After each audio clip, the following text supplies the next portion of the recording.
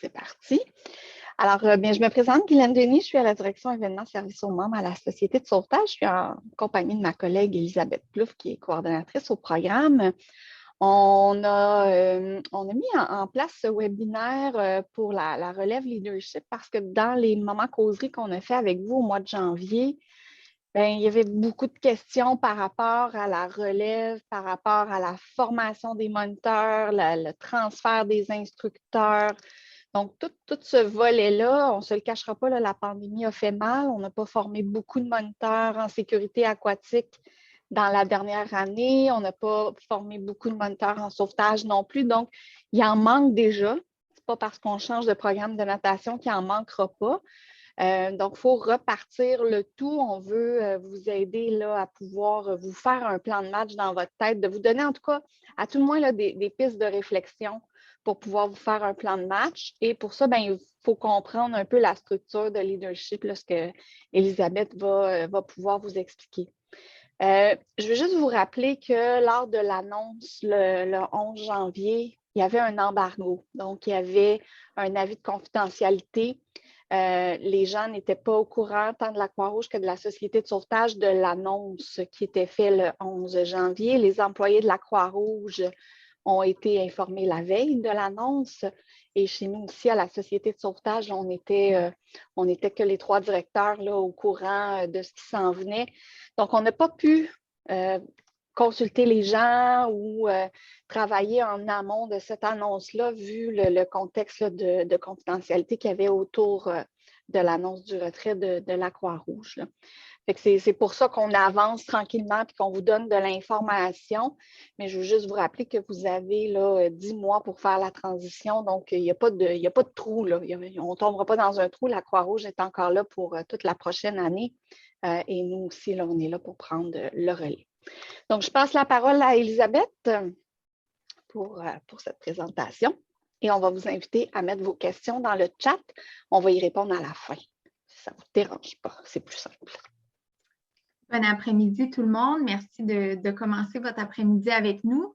Donc, le plan de match là, pour aujourd'hui, là, on va parler de leadership, on va parler des 13 compétences sur lesquelles notre programme est basé. On va revenir encore une fois sur le transfert des MSA, sur le transfert des ISA. On va aussi aborder la notion des nouveaux moniteurs et formateurs, donc comment les cibler, comment favoriser aussi le développement du moniteur. Il va y avoir un petit volet aussi requalification, puis on va revenir sur les dates importantes. Donc, ce qu'il faut savoir, c'est que notre programme de leadership est composé de 5 niveaux. Donc, dans le coin gauche, au bas de l'écran, vous pouvez voir les formations qui sont rattachées à chacun des niveaux. Donc, si on parle du niveau 1, on a le moniteur en sauvetage, moniteur de natation, moniteur premiers soins. Niveau 2, on a l'entraîneur qui est au niveau du sauvetage sportif. Niveau 3, on a le moniteur sauveteur national. Au niveau 4, on a nos formateurs et au niveau 5, on a nos formateurs nationaux. Ce qu'il faut savoir, c'est que ces niveaux-là sont basés sur 13 compétences qui vont regrouper des habiletés, des connaissances et des attitudes. Évidemment, à chacun des niveaux, on va s'attendre à différentes choses de la part des moniteurs. Ceci étant dit, on s'attend, par exemple, qu'un niveau 4, un formateur ait atteint les niveaux inférieurs. Donc, comme un moniteur en sauvetage, toutes les compétences devraient être atteintes rendues au niveau formateur. Donc, on change ici. Donc, vous voyez les 13 compétences sur lesquelles les moniteurs sont évalués. Donc, on voit la préparation, l'évaluation, présentation, connaissance de la société de sauvetage, connaissance du curriculum aussi de formation, les caractéristiques de l'apprenant, santé et sécurité, facilitation et mentorat, éthique et respect de la diversité, un volet communication, travail d'équipe et collaboration, résolution de problèmes et prise de décision, et un volet aussi de démonstration d'habileté où souvent, là, ça va être sous forme de micro-enseignement. Donc, on peut changer Guylaine. Donc, si vous voyez, on a nos 5 niveaux. Donc, si on part avec le premier niveau en bas, donc ça concerne les moniteurs jeunes sauveteurs, les moniteurs de natation, les moniteurs en sauvetage et les moniteurs de premiers soins. Donc, si on regarde le moniteur jeune sauveteur, lui, il peut donner les cours de jeunes sauveteurs. Cette formation-là, pour devenir moniteur jeune sauveteur, c'est une formation qui est gratuite de 90 minutes. et le candidat a simplement à se procurer le guide des certificats de jeune sauveteur. Ensuite de ça, on a le moniteur en sauvetage. Le moniteur en sauvetage, lui, peut donner les cours de jeune sauveteur, les cours étoiles, médailles et croix de bronze. C'est une formation qui est de 32 heures. Un moniteur de natation, donc juste à côté, ce que vous voyez, celui-là peut enseigner les cours par enfant, les cours préscolaires et nageurs. Encore une fois, c'est une formation qui est de 32 heures. Vous voyez qu'il y a un gros encadré encadrant ces deux formations-là parce qu'il y a possibilité de faire le moniteur conjoint. Donc, le moniteur conjoint, c'est une formation de 40 heures, puis au terme de cette formation-là, le candidat va être un moniteur en sauvetage et un moniteur de natation. Par exemple, entre autres, c'est possible que ce soit le cas là présentement, vous avez des employés dans vos organisations qui vont faire la transition pour le moniteur nager pour la vie, mais qui ne sont pas moniteurs en sauvetage, mais qui aimeraient le devenir. Vous voyez qu'il y a un pont de 16 heures qui va être possible de faire. Donc, vos moniteurs de natation qui ne sont pas moniteurs en sauvetage pourraient s'inscrire à une formation de 16 heures pour devenir moniteur en sauvetage et vice-versa. Donc, ça, c'est les petites flèches noires que vous voyez là, concernant le 16 heures. Pour le niveau 1, il n'y a pas de stage pour compléter ces formations-là. Ceci étant dit, au terme des formations, le candidat va recevoir un plan de développement et c'est possible que le plan de développement recommande un stage. Donc, le stage va être selon ce que le plan de développement au terme de la formation recommande. Le deuxième niveau, comme je vous disais, c'est au niveau du sauvetage sportif. Ce n'est pas nécessaire de s'attarder là-dessus. Ensuite de ça, on a le troisième niveau qui concerne le moniteur sauveteur national. Donc, ce qu'il faut savoir, c'est que c'est une formation de base de 20 heures. Suite à la formation, le candidat va devoir faire un stage dans l'option qu'il veut, dans le fond, considérant qu'il détient le brevet de base. Par exemple, si moi, je ne suis pas sauveteur national parc aquatique, bien, je ne pourrais pas faire un stage dans le volet parc aquatique parce que je ne détiens pas la formation de base. Ensuite de ça, on a le quatrième niveau qui concerne la formation de formateur. Encore une fois, c'est une formation de base de 20 heures. Puis, suite à la formation, le candidat va faire un stage dans l'option qu'il veut, encore une fois, considérant qu'il détient évidemment le brevet de base. Le cinquième niveau, ça concerne la formation de formateur national. C'est une formation qui est offerte sur invitation de la Société de sauvetage seulement. Guylaine, je ne sais pas si tu voulais venir bonifier. Oui, puis on peut, si vous avez des questions justement sur ce tableau-là, je sais qu'il est complexe puis il a l'air bien, bien gros, mais quand on comprend qu'il y a des niveaux, puis le niveau 2, par exemple, où Elisabeth vous a dit qu'il n'était pas nécessaire de s'attarder, n'est pas préalable à pouvoir continuer au niveau 3. C'est sûr que le niveau 1 est préalable au niveau 3, mais ils ne sont pas tous préalables là, un à l'autre. Comme elle vous a parlé, Elisabeth, là, il y a une formation de moniteur conjoint, puis c'est vraiment vers là qu'on va vous inciter à aller dans vos programmations, d'offrir le moniteur conjoint. Si vous êtes capable de calculer là, pour 8 heures additionnelles, bien, ils ont les 2 niveaux. Et dans toutes nos structures, quand on fait une formation où il y a 2 brevets, bien, on ne paye qu'un seul des 2 brevets. Donc, ils ont aussi une économie de coût. Là. Au lieu de payer et leur brevet de moniteur de natation et leur brevet de moniteur en sauvetage, bien, ils vont en payer seulement un des 2. En fait, ils vont avoir un seul coût pour les 2 brevets. Donc, économie de temps, économie de coût, je pense que ça peut être très bon pour vos équipes parce que là, vous avez un moniteur dans votre équipe qui devient vraiment polyvalent, qui peut enseigner tant du parent-enfant 1 jusqu'au croix de bronze. Donc, vous avez moins à jongler dans votre horaire. Je vais juste rectifier une petite information, par contre, d'Elisabeth, si tu permets. Le moniteur de natation 32 heures va voir le contenu de Jeune Sauveteur. Il pourra enseigner le contenu Jeune Sauveteur, mais il ne pourra pas enseigner l'étoile de bronze. Donc, si jamais vous avez des moniteurs qui ça ne les intéresse pas d'enseigner le sauvetage. Ça se peut, il y en a qui ne s'intéressent pas à ça, comme il y a des moniteurs qui préfèrent qu'enseigner la médaille de bronze, la croix de bronze, puis qui n'ont pas le goût d'enseigner dans les cours aux enfants. Bien, jeune sauveteur peut devenir un bon palier aussi pour, tu sais, dans le fond, le jeune sauveteur, c'est de l'initiation au sauvetage. On n'enseigne pas les gros sauvetages. Donc, votre moniteur de natation pourrait commencer à toucher tranquillement aux jeunes sauveteurs, puis peut-être que ça lui donnera le goût après ça d'aller enseigner en médaille de bronze, croix de bronze. Ça peut même devenir un incitatif.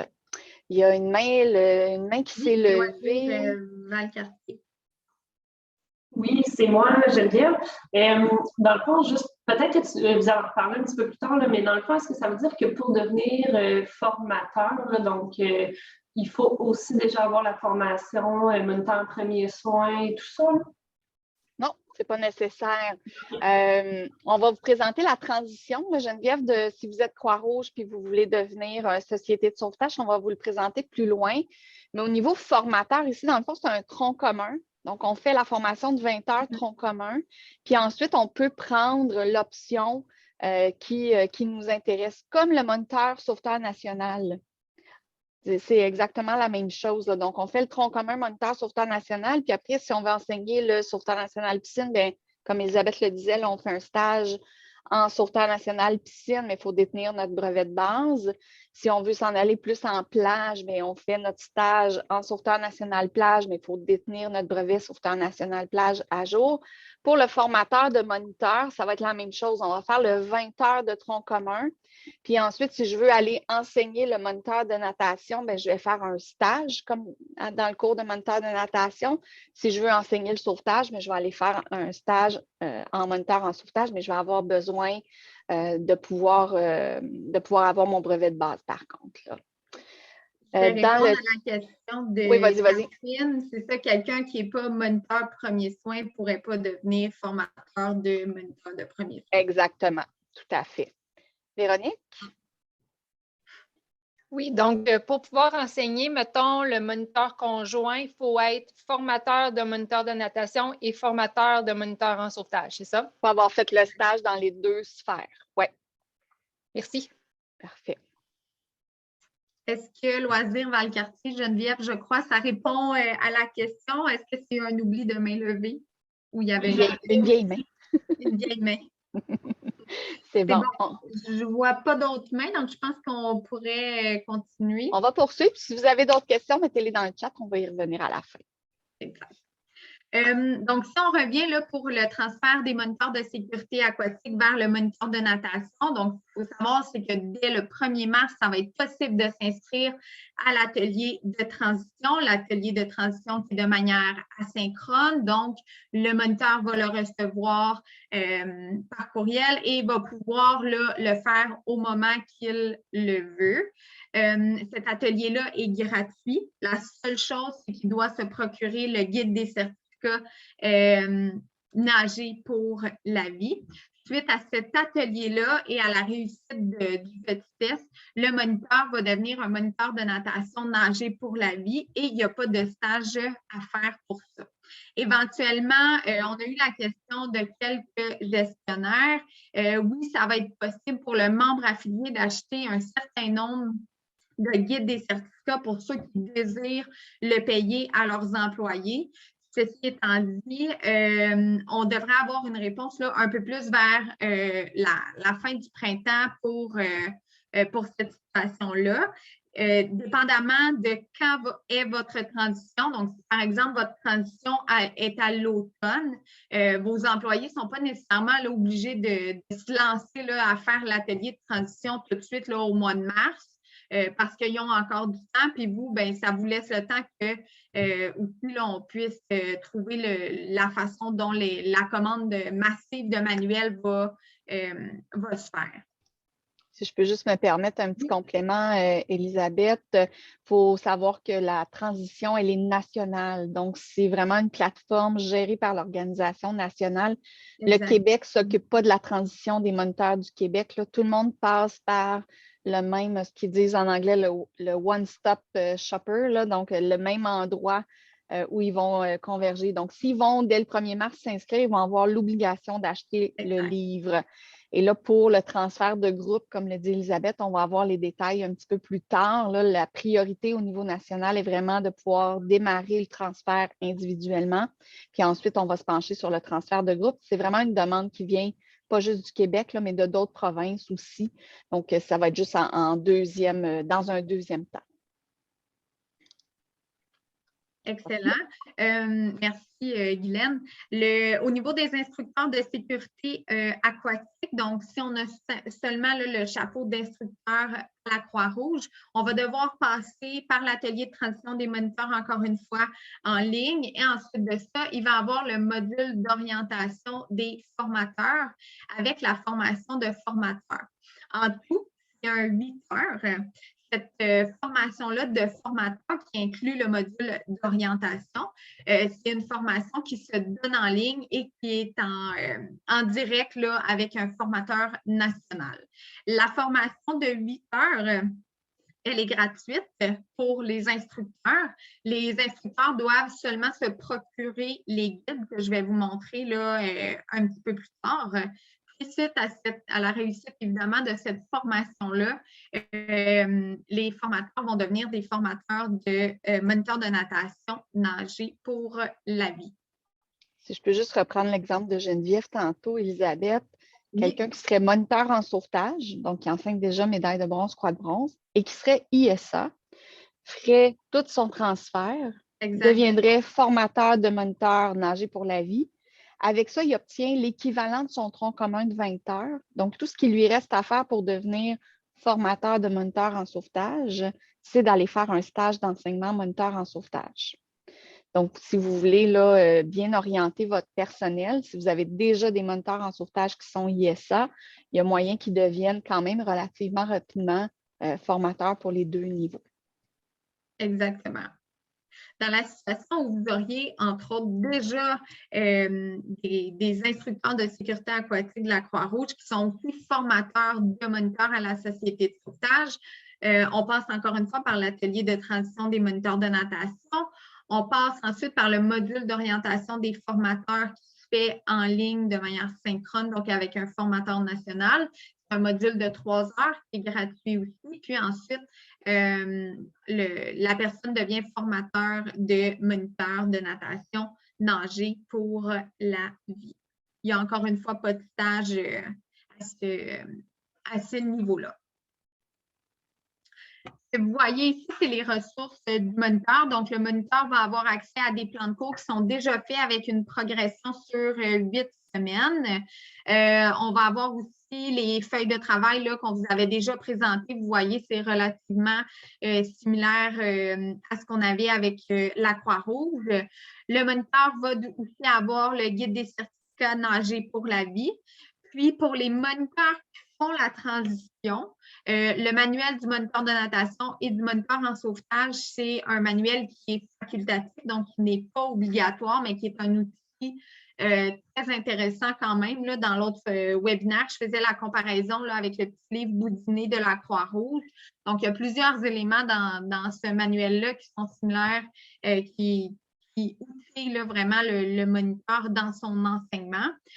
Il faut savoir, c'est que les moniteurs qui vont passer par la formation de moniteur de natation de nager pour la vie à la Société de sauvetage vont obligatoirement se procurer ce manuel bleu là. Pour les prochains, là, dans le fond, les oui, nouveaux, les nouveaux futurs. Les futurs nouveaux. Oui, les futurs nouveaux. Si tu permets, Elisabeth, on va juste prendre la main de Patricia. Je pense que c'était sur la précédente, hein, Patricia, que tu avais une question. Oui. Dans le fond, désolée, je suis comme arrivée en retard, fait que je ne sais pas si ça a été posé comme question, mais un instructeur qui était échu, c'est mon cas que je prends comme exemple, là, mais moi, j'étais échu, puis je devais refaire la formation en principe avec la Croix-Rouge. Donc, qu'est-ce qui se passe à ce moment-là pour un instructeur? C'est-tu le même processus que les autres ou il y a… Dans le fond, là, pour faire la transition, le brevet n'a pas besoin d'être à jour, autant pour les moniteurs que pour les instructeurs. Ceci étant dit, là, le petit bémol qu'on peut peut-être apporter, c'est que si, par exemple, je ne sais pas, là, votre moniteur de sécurité aquatique a expiré en décembre, et que vous voulez qu'il travaille, puis vous faites la transition seulement à l'automne, bien là, oui, il n'y aura pas le choix de faire son renouvellement de moniteur de la Croix-Rouge parce qu'au moment de la transition, c'est vraiment seulement le brevet de moniteur de natation nager pour la vie qui va être valide 2 ans, mais ça ne renouvelle pas le brevet Croix-Rouge. C'est la même chose là, concernant l'instructeur de sécurité aquatique. OK, merci. Patricia, pour faire du pouce sur ce qu'Elisabeth dit, parce que je sais que tu n'es pas avec la Croix-Rouge en ce moment, tes moniteurs en sécurité aquatique qui sont plus valides, toi comme instructeur, on vous encourage fortement à faire la transition d'ici le 31 décembre. Parce qu'en ce moment, la transition est gratuite, vous avez juste les livres à acheter.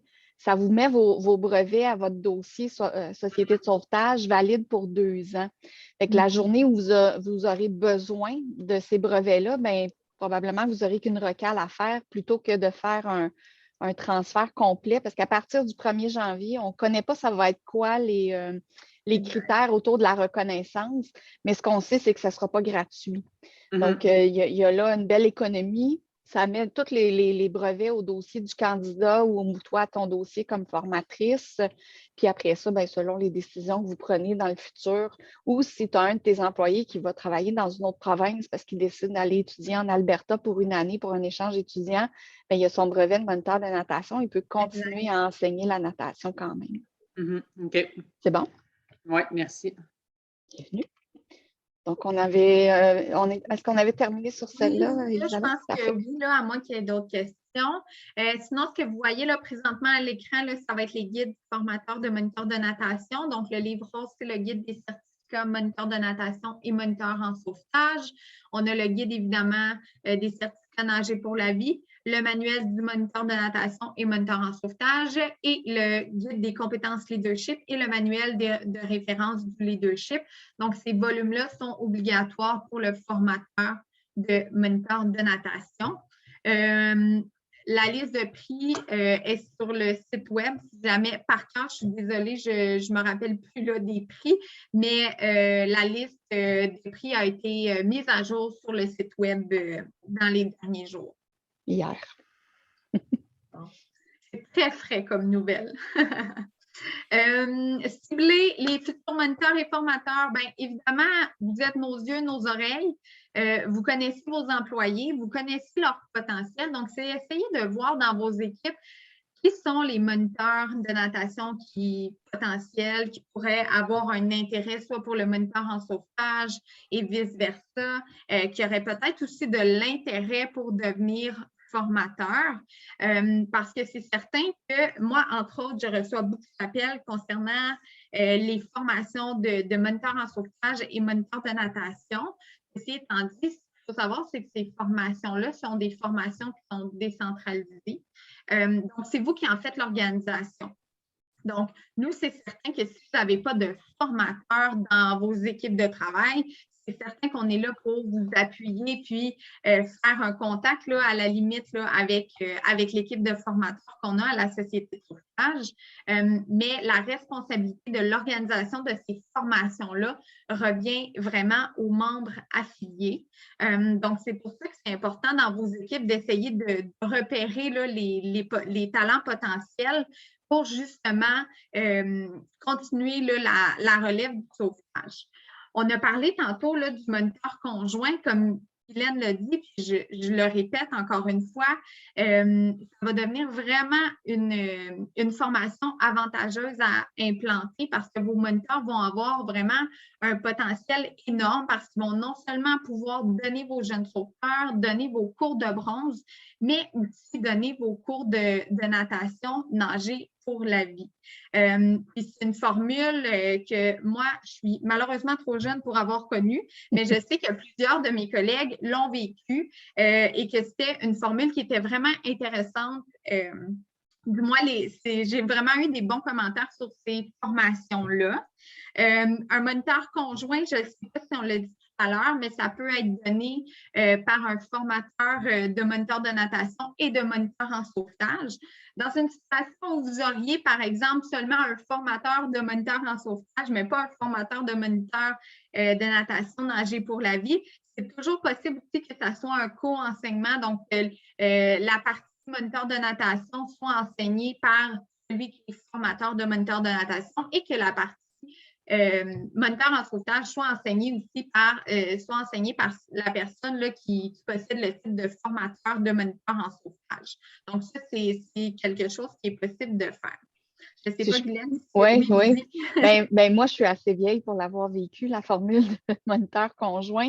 Et à l'époque, c'était moniteur de sécurité aquatique de la Croix-Rouge, puis c'était moniteur en sauvetage de la Société de sauvetage. Puis comme Elisabeth vient de vous donner l'exemple, moi, dans mon cas, j'avais un formateur avec son chandail Croix-Rouge, puis un formateur avec son chandail Société de sauvetage qui ont donné le tronc commun ensemble. Puis le week-end où c'était moniteur en sécurité aquatique, on n'avait que le formateur Croix-Rouge qui nous formait. Puis le week-end suivant, c'était moniteur en sauvetage, on n'avait que le formateur de moniteur en sauvetage. Donc, les formules peuvent être différentes là, selon vos aspirations. Puis là, je vois que Bruno de Pont-Rouge est là. Puis hier, on a eu une discussion là-dessus, justement, sur moi, ça m'intéresse moins peut-être enseigner la natation, ou moi, ça m'intéresse moins enseigner le sauvetage. Donc, sachez qu'il y a des formules qu'on va pouvoir mettre en place. Vous êtes nos yeux, nos oreilles, comme le disait Elisabeth tantôt, mais on peut aussi être disponible pour vous aider à travailler votre plan de relève. Puis on peut même le travailler régionalement. Parce que des fois, vous avez votre problème à vous dans votre piscine, mais quand on se tourne et on fait un 360, on réalise que c'est pas juste chez vous, c'est la région qui n'a plus de formateur parce qu'il est parti étudier à l'université à l'extérieur, parce qu'il a décidé d'accrocher son maillot parce qu'il a sa vie d'adulte. Donc, on peut aussi travailler de façon régionale avec l'ensemble des centres aquatiques, se faire une rencontre de groupe, puis se faire un plan de match à court, moyen, long terme. Puis ça, sachez qu'on va être là pour vous accompagner dans ce plan de match-là.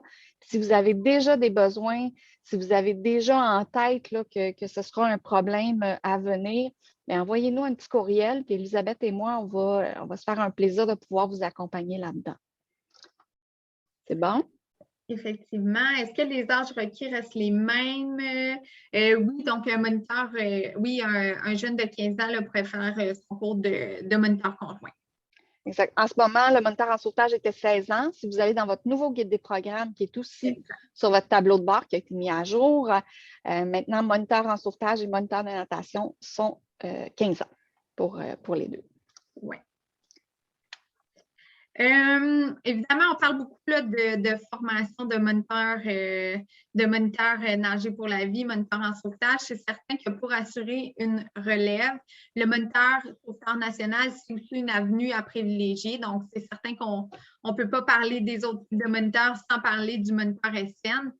Sont nécessaires pour assurer le continuum de formation, mais sachez aussi qu'ils ont une aide précieuse sur le terrain parce qu'ils permettent aussi de faire un certain coaching. Donc, c'est certain que dans vos moniteurs en sauvetage, dans vos moniteurs de natation, c'est de voir est-ce que j'ai des gens dans ce bassin de moniteurs-là qui auraient de l'intérêt pour devenir un moniteur sauveteur national. Comme on l'a dit tantôt, c'est une formation de 20 heures. Puis ensuite de ça, après la formation de base, le moniteur va aller faire un stage dans l'option qu'il veut. Donc, si par exemple, vous avez une plage à proximité ou si vous donnez des cours en plage ou en piscine, votre moniteur sauveteur national pourrait faire un stage dans, entre autres, l'option piscine, mais aussi dans l'option plage. Donc, c'est beau d'avoir beaucoup de moniteurs, mais le moniteur sauveteur national, c'est aussi une option qui est importante là, à considérer parce que ça fait partie aussi là, de notre continuum là, de formation. Quand on parle de développement de moniteur, évidemment, il y a plusieurs façons d'accompagner un moniteur de natation dans l'amélioration de ses compétences. Le premier point, ça serait le mentorat. Donc, ça consisterait là, à jumeler, par exemple, un nouveau moniteur avec un moniteur plus ancien. Donc, votre moniteur plus ancien pourrait être une personne ressource pour le moniteur qui est mentoré. Donc, par exemple, il y a des questions sur la planification de ses cours, les activités, les habiletés des nageurs dans son groupe, etc. Donc, votre moniteur mentoré a quelqu'un à qui se référer rapidement sur le bord de la piscine.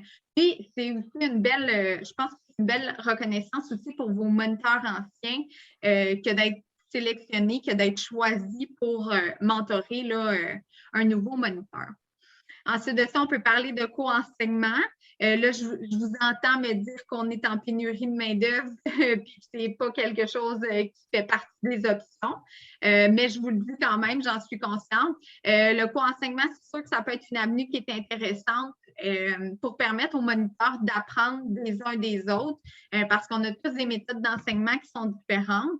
Puis évidemment, de co-enseigner, ça nous permet de voir que moi, ça fait 10 ans que je fais ça comme ça, mais peut-être que je pourrais faire autrement. Donc, ça peut être aussi une belle façon. On parle aussi de capsules informatives. Donc, évidemment, c'est une façon d'outiller le moniteur dans le développement de ses compétences. La Croix-Rouge va nous faire le transfert de ces modules de perfectionnement pour qu'on puisse en bénéficier. Puis nous aussi, on a l'intérêt d'en développer d'autres. Donc, selon vos commentaires, vos suggestions, ça fait partie là, de nos projets là, de développer des capsules informatives là, pour continuer à faire de la formation continue pour vos moniteurs. On parle aussi d'observation par un formateur de moniteur de natation pour faire du coaching aussi sur le terrain. Donc, ça peut être intéressant pour vos moniteurs de natation d'avoir quelqu'un qui fait de l'observation de cours ou à la limite même qui met son maillot puis qui va juste le temps d'une fin de semaine enseigner avec vos moniteurs pour prendre des notes, voir comment ça se passe sur le terrain. Évidemment, ça fait aussi de la rétroaction là, on the spot. Donc, ça, c'est le fun pour les moniteurs. Ça peut être aussi agréable pour vous d'avoir un regard qui est différent du terrain. J'imagine que la majorité d'entre vous, là, vous travaillez peut-être du lundi au vendredi là, de 8 à 5. Mais tu sais, des fois, d'avoir quelqu'un qui se déplace la fin de semaine ou les soirs, ça peut permettre aussi de voir une réalité qui est différente, d'avoir des commentaires intéressants aussi pour optimiser à la limite là, la programmation. Elisabeth, tu en as parlé, là, les équipes vivent malheureusement une pénurie de personnel, puis oui. On le sait qu'il y a des moniteurs plus anciens qui ont décidé, à cause de la pandémie, d'accrocher leur maillot de bain. Sachez qu'on a une équipe de mentors bénévoles à la Société de sauvetage. Là, quand vous feuilletez votre magazine Alerte, puis vous allez à la dernière page, à la fin, on a toutes nos équipes de bénévoles, dont une dizaine de mentors qui sont disponibles aussi pour pouvoir vous aider à encadrer vos équipes. Si jamais vous n'avez plus vos moniteurs d'expérience qui peuvent faire cette espèce de mentorat-là, nous, on a une équipe de bénévoles qui sont hyper impliqués et toujours disponibles dans la mesure du possible là, à pouvoir aller vous donner un coup de main. Là, ça fait partie de leur mandat. Exactement. Au niveau de la requalification, là, on n'en parlera pas beaucoup, là, mais sachez qu'on a vraiment la volonté à la Société de sauvetage que nos requalifications des niveaux moniteurs là, soient basées sur ces 3 éléments-là. Donc, entre autres, la mise à jour du programme, mise à jour sur les normes. Évidemment, aussi, c'est un moyen, une requalification, de faire de la formation continue pour le personnel, de leur donner des outils supplémentaires, puis aussi de favoriser le développement là, des compétences vers d'autres niveaux supérieurs en leadership. C'est aussi une façon de permettre les échanges. Donc, on parle de réseautage parce que généralement, les requalifications de même temps là, vont accueillir souvent des gens de d'autres installations. Donc, ça peut être intéressant aussi de voir les pratiques qui sont différentes, qui fonctionnent bien, qui fonctionnent moins bien dans les cours de natation, dans les cours de sauvetage. Donc, ça permet un bel échange entre installations aussi.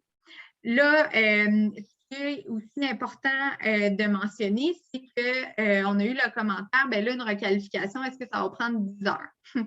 Sachez qu'on est en train de travailler sur une façon de procéder pour que les moniteurs qui sont les 3 options, entre autres, donc si je parle, il y a moniteurs en sauvetage, il y a moniteurs de natation, il y a moniteurs de premiers soins. Donc, on travaille présentement là, sur une façon d'essayer de voir comment on peut arrimer tout ça sans nécessairement que vos moniteurs là, aient une requalification, comme je dis, j'exagère, mais de 18 heures à faire. Donc, ça, c'est quelque chose sur lequel présentement on travaille. On a déjà cette formule-là, Elisabeth, pour moniteur premiers soins, moniteur en sauvetage, où on a fait une requalification commune. Donc, ils n'ont pas à requalifier leurs 2 brevets séparément. Et le frais de requalification, un peu comme la formation, c'est qu'un frais de brevet pour les 2 brevets. Donc là, dans ce que Elisabeth vous explique, c'est qu'on est en train de voir comment on va être capable de venir adjoindre le moniteur de natation à ce type de formule-là, comment on va être capable aussi de peut-être reconnaître une certaine activité. Donc, le fait qu'il soit actif, qu'il enseigne à chaque session, bien, on le sait qu'il se garde quand même à jour juste par l'enseignement de la natation ou du sauvetage à chaque session. Fait que comment on est capable de donner une valeur à cette activité-là. Mais il reste que, comme Elisabeth vient de le dire, c'est une belle façon de faire de la formation continue. C'est une belle façon aussi de pouvoir venir donner nos réalités québécoises. Puis je vous donne un exemple, là, en sauveteur national, mais là, on travaille la nouvelle requalification et on le sait qu'il y a un rapport de coroner qui s'en vient où l'encadrement des groupes sécuritaires va être mis de l'avant dans le rapport, dans les recommandations du coroner. Donc, on est déjà en train d'implanter ça dans notre qualification, dans notre contenu de formation pour venir répondre à la recommandation du coroner. Et ce sera la même chose avec les cours de natation. Il arrive des incidents. Heureusement, il arrive très, très peu de noyades dans les cours de natation, mais advenant le cas où il en arriverait une, bien, c'est l'organisme de la Société de sauvetage qui va travailler avec le coroner puis qui va travailler à mettre en place les recommandations qui seront mises dans les rapports d'investigation. Donc, ça sert aussi à ça, là, les requalifications chez nous. Exactement. Merci Guylaine. Si vous voyez présentement à l'écran les calendriers des modules d'orientation, donc c'est les modules qu'il va y avoir pour les instructeurs de sécurité aquatique. Il y a d'autres dates qui vont être ajoutées prochainement. Là, vous voyez, tu peux changer Guylaine, là, on en a affiché jusqu'en avril. Donc, c'est certain que là, on en a mis quelques-unes. On veut essayer de s'ajuster là aussi en fonction de la demande, mais évidemment, il y a autre chose qui va être ajoutée parce que la transition est possible là, jusqu'au 31 décembre là, 2022. On peut aller, oui, au calendrier des formations de formateurs. Donc, pour le moment, il y a 4 formations là, qui sont prévues en mars et en avril. Donc, on parle de 2 formations de 20 heures pour ceux qui sont moniteurs en sauvetage et moniteurs de natation et 2 formations de 8 heures pour ceux qui ont déjà un brevet d'instructeur de sécurité aquatique de la Croix-Rouge. Les blocs de formation sont d'une durée de 4 heures. Puis la formation de 20 heures comprend 5 blocs et la formation de 8 heures, vous comprendrez qu'elle en comprend 2. Évidemment, il y a encore une fois d'autres dates qui vont être ajoutées prochainement. Là, on est en train d'évaluer selon la demande. De quelle façon, là, à quel moment on ajoute d'autres dates, mais c'est certain que ce type de formation-là, il va en avoir jusqu'en décembre. Est-ce qu'ils sont déjà affichés sur le site web, Elisabeth, ces formations-là? Ces 4 formations-là, oui, sont déjà affichées sur le site web. Parfait. Patricia, je peux peut-être prendre ta question tout de suite. Ça concerne cet élément-là. Oui, je ne sais pas si j'ai manqué cette info-là. Ça, c'est la formation de 8 heures, formation de formateur. Est-ce que c'est en ligne, en présence? Puis si c'est en présence, c'est dans quel coin? La formation de 8 heures, elle est prévue en ligne.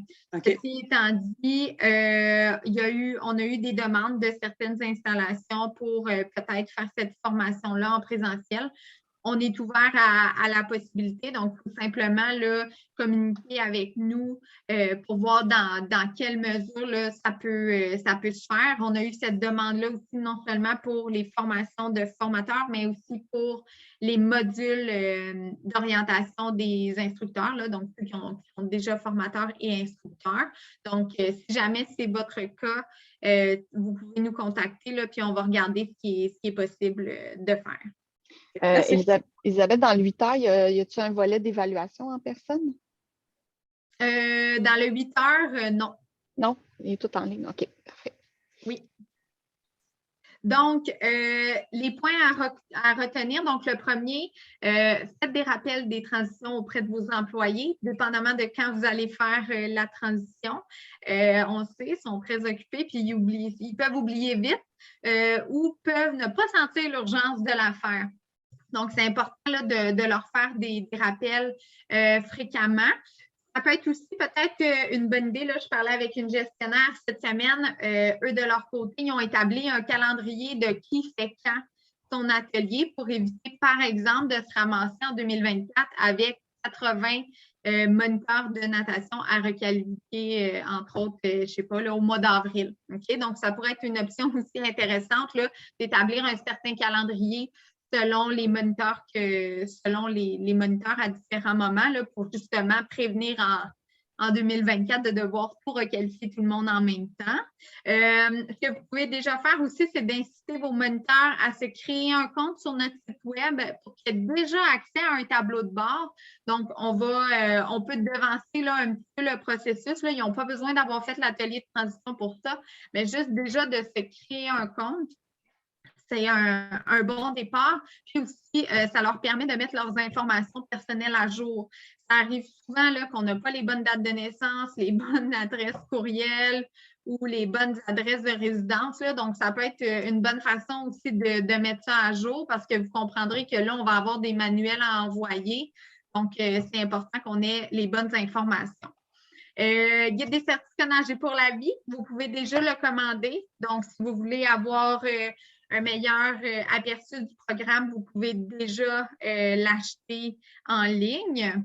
Sinon, les dates de formation des formateurs, les 20 heures et les 8 heures, on vous conseille là, de visiter vraiment régulièrement notre site web pour être informé des formations qui sont à venir. Repérage des moniteurs et formateurs potentiels, bien, soyez en mode repérage, OK? Parce que vos moniteurs, vos formateurs potentiels sont peut-être là juste aux yeux. Donc, c'est d'essayer de voir là, de quelle façon on peut développer leur potentiel, autant au niveau sauvetage, natation, mais voir aussi même en premiers soins. Donc c'est garder l'œil ouvert. Ensuite de ça, l'organisation des formations de moniteurs. Donc, ces formations-là sont organisées par vous.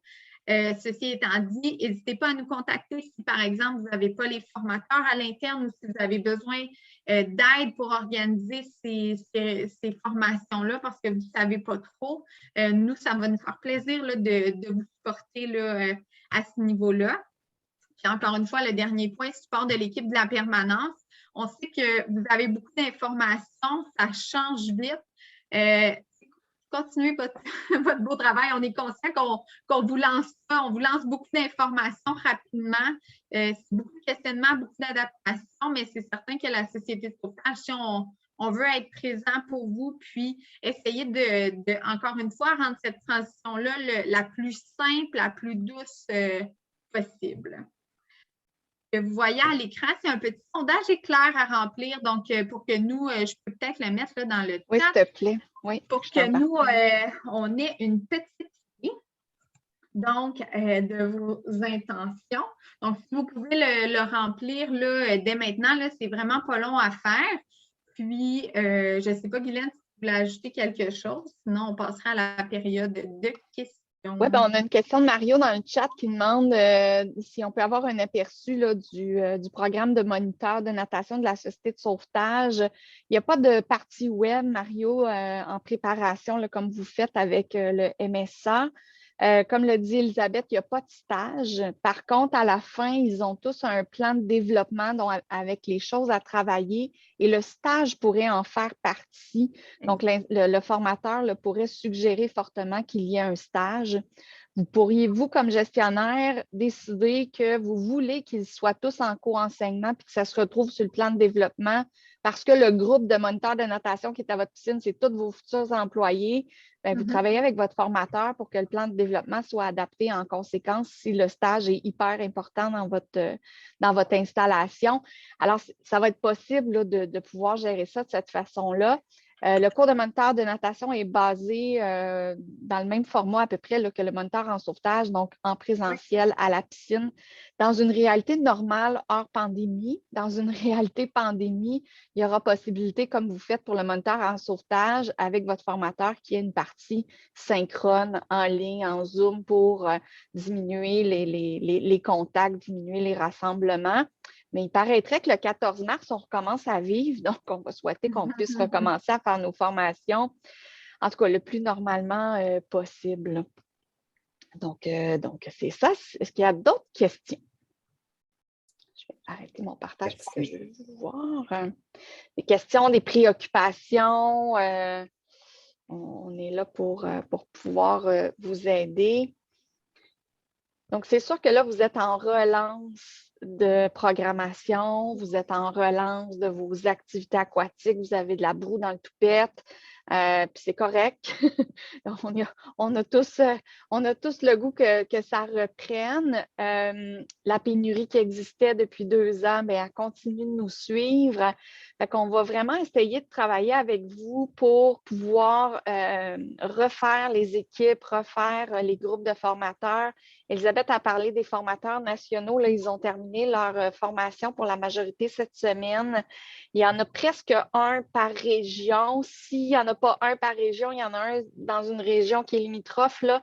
Puis on a aussi des formateurs nationaux qui aiment ça, se promener dans le Québec, qui aiment ça aller vous visiter, qui sont disponibles pour le faire aussi. Au risque de me répéter, là, comme Elisabeth vous l'a dit, lâchez-nous un petit coup de fil, un petit courriel, puis on va vous aider à organiser le tout et surtout à vous mettre en contact avec les formateurs nationaux ou les formateurs de moniteurs là, qu'il y a tout près de chez vous. Donc, Samia qui dit sur une toute autre idée, est-ce que vous savez si la recommandation des parents dans l'eau risque encore d'être d'actualité après le 14? Et on aimerait tellement ça vous dire qu'on le sait. On ne le sait pas, mais ce que je peux vous dire, c'est que la Croix-Rouge, nous et l'ARAC, l'Association des responsables aquatiques du Québec, on travaille bien, bien fort avec l'APSAM et la CNESST à ce qu'il y ait des allègements de ce côté-là. C'est pas facile parce que c'est la protection des employés. C'est au-delà de la santé publique, c'est la CNESST, donc c'est la prévention et la protection des employés. Fait qu'on voudrait bien vous dire oui, mais vous allez le savoir là, via les annonces qui seront faites. On va crier « Hourra ». Hier, il y avait une espèce de rumeur, je ne sais pas si ça a été confirmé, là, que dès le 28 février, si je ne me trompe pas, dans les bureaux, on va pouvoir retirer notre masque, un peu comme les élèves en classe.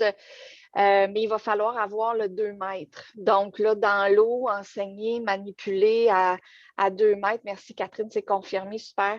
Enseigner à 2 mètres, c'est un peu difficile dans l'eau. Donc, là, c'est là où on a malheureusement l'enjeu, c'est la proximité.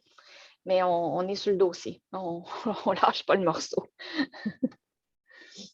Alors, si vous n'avez pas d'autres questions, je vais vous remercier de votre participation. Le PowerPoint et l'enregistrement de la capsule vont être disponibles sur le site web d'ici demain. Donc, si vous avez des collègues qui n'ont pas pu assister aux 3 webinaires, invitez-les à venir visionner la capsule, puis vous aurez le PowerPoint. Et comme Elisabeth l'a dit en cours de présentation, sur votre tableau de bord, vous avez maintenant la liste de prix 2022 à jour. Vous avez le guide des programmes aussi qui a tout été mis à jour. On a ajouté Nager pour la vie, mais on a aussi ajouté Nager pour survivre plus. Donc, allez voir ça. Vous allez voir toutes les règles administratives. Et vous avez aussi sur votre tableau de bord une section qui s'appelle natation. Vous avez le continuum, vous avez les tableaux d'équivalence, vous avez les tableaux de ratio, âge, temps, séance recommandée. Donc, vous avez déjà des outils. Il y en a d'autres qui vont apparaître au courant des prochaines semaines. Là, on travaille fort à vous bâtir différents outils, dont tout un dossier là, communication pour votre population avec des bannières web et tout ça. Là, on travaille sur ces visuels-là pour vous rendre disponible pour que vous soyez prêts pour votre transition. Donc, merci à vous. Bon après-midi. N'hésitez pas à nous contacter. Bye bye. Bye bye. Bye.